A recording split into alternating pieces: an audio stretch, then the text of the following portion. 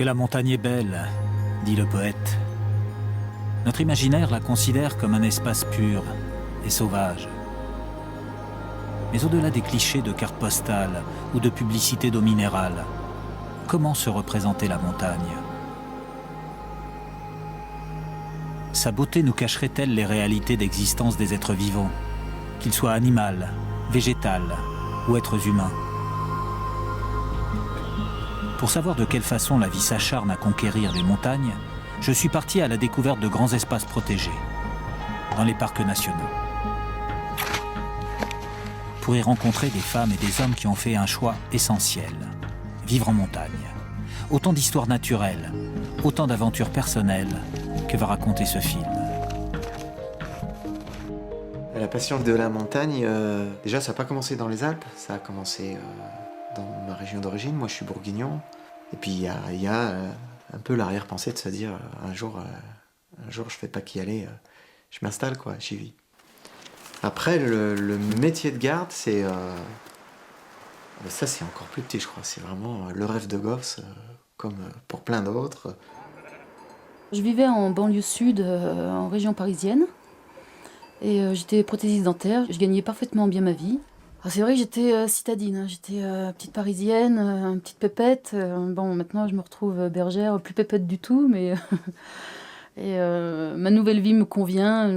J'aime pas les artifices. Voilà, ici j'ai retrouvé vraiment un équilibre.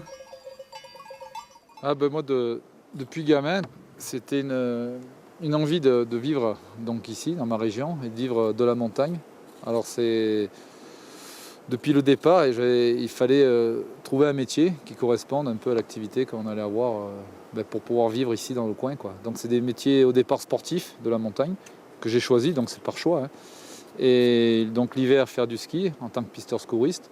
Et l'été, j'ai trouvé cette petite cabane à l'époque qui m'a servi aussi beaucoup de refuge, qui m'a servi de refuge à moi-même, quoi, déjà au départ.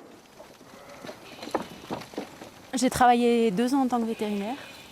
Je travaillais en zone rurale, j'étais dans les Pyrénées-Atlantiques. Après, il y a pas mal de choses qui me décevaient, je pense, dans la façon de pratiquer ce métier-là, enfin, dans le rapport justement entre le métier de vétérinaire et l'élevage. Donc je crois que j'avais envie d'essayer de gérer mon élevage, de gérer toutes les étapes dans l'élevage. Voilà. Et ça, c'était très lié à la montagne. Si je faisais ça un jour, de toute façon, c'était en montagne.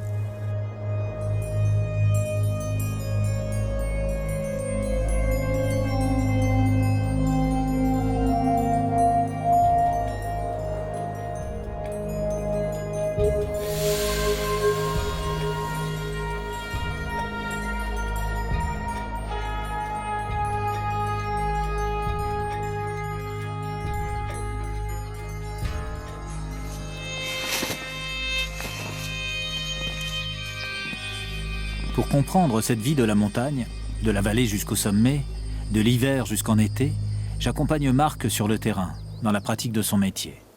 Un beau métier. Marc surveille la faune et la flore à longueur d'année pour mieux les protéger.